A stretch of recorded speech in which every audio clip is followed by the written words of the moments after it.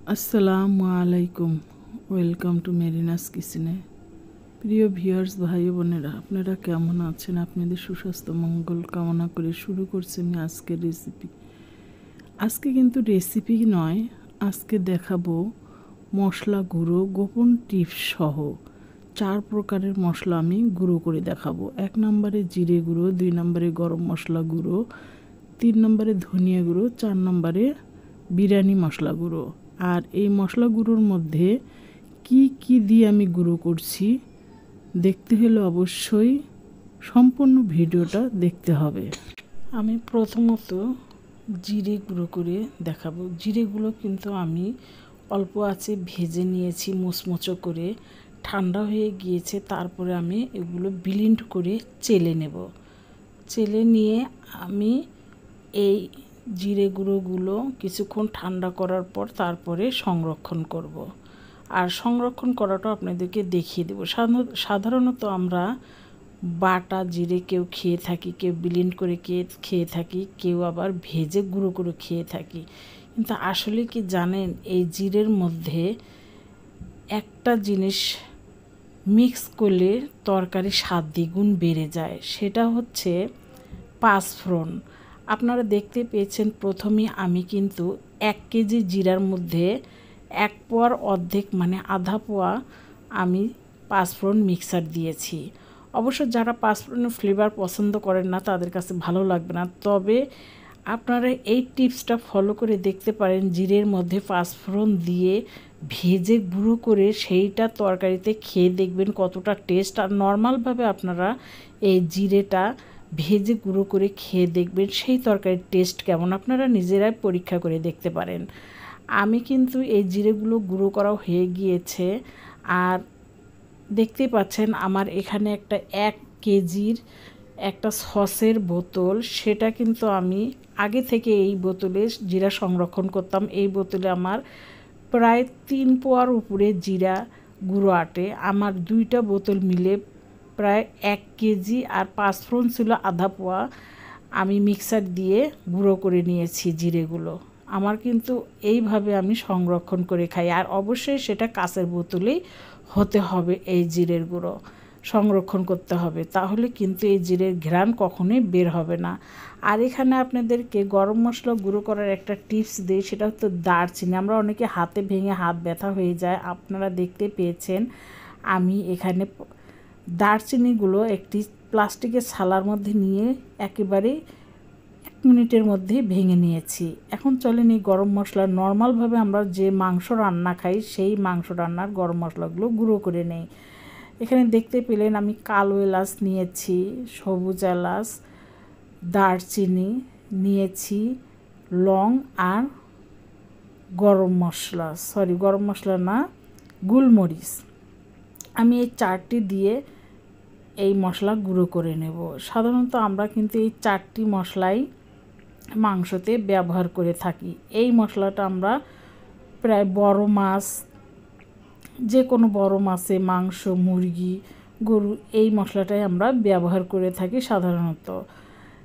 কিন্তু স্ট্রং ফ্লেভারের মশলা কিন্তু আমরা সব কিছুতে ব্যবহার করতে পারি না। সেই জন্য আমি এই গরম মশলার গুঁড়োটা 4টা উপকরণ দিয়ে এই মশলাটা আমি গুঁড়ো করে নিয়েছি, যেন এই মশলা আমি মাছ মাংসতে ব্যবহার করতে পারি নর্মালভাবে, বা যে কোনো জিনিসে আমি এই মশলা ব্যবহার করতে পারবো।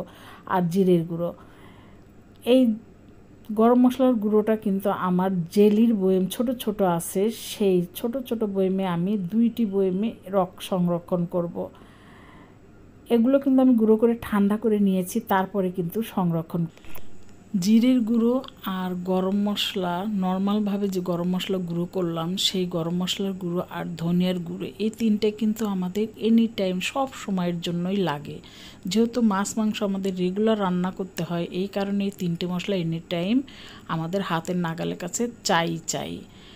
আমার কিন্তু এখানে ধনিয়ার গুঁড়ো একইভাবে আমি লো হিটে ভেজে নিয়ে ঠান্ডা করে আমি ব্লেন্ড করে নিয়ে চেলে নিচ্ছি। এটাও আমি সংরক্ষণ করব। সংরক্ষণ করে দেখাবো। আর এসব মশলা কিন্তু অবশ্যই কাঁচের বয়মে সংরক্ষণ করতে হবে, তাহলে কিন্তু এর ঘ্রাণ বের হবে না।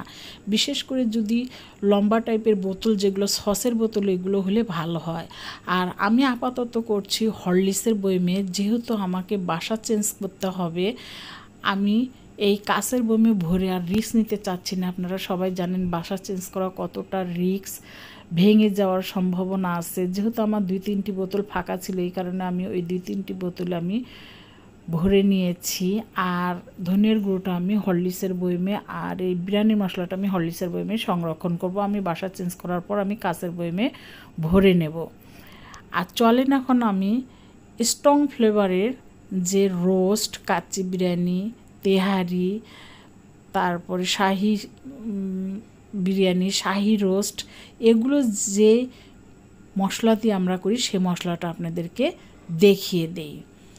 এখানে দেখতে পেলেন প্রথমে আমি 1.5 বাটি ধনিয়া নিয়েছি, তারপরে 1 বাটি নিয়েছি জিরা, নর্মাল জিরা যেটা আমরা প্রতিদিন খেয়ে থাকি সেই জিরা নিয়েছি 1 বাটি, আর মিষ্টি জিরা মানে মোহরি নিয়েছি 1 বাটি, রাঁধুনি নিয়েছি 1 বাটি, শাহি জিরা নিয়েছি 1 বাটি, আর স্টার মশলা নিয়েছি আমি 8-10টা।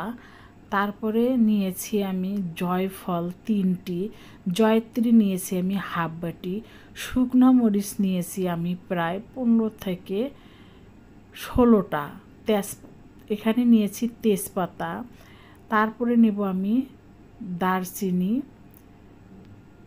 এখানে আমি একে একে সব মশলা আপনাদেরকে দেখিয়ে দিচ্ছি। দিয়ে দিলাম আমি 7-8টি কালো এলাচ, দিয়ে দেব 1/2 বাটি সবুজ এলাচ, তারপরে দিয়ে দেব আমি এখানে 1/2 বাটি লং, 1/2 বাটির একটু কম লং, তারপরে 1/2 বাটি দেব আমি গোলমরিচ। এগুলো সব আমি নর্মালভাবে লো হিটে সুন্দর করে ভেজে নেব, যেন কালারটা নষ্ট না হয়, নিয়ে আমি গুঁড়ো করে নেব। এই মশলা কিন্তু বিরিয়ানির মশলা, রোস্টের মশলা।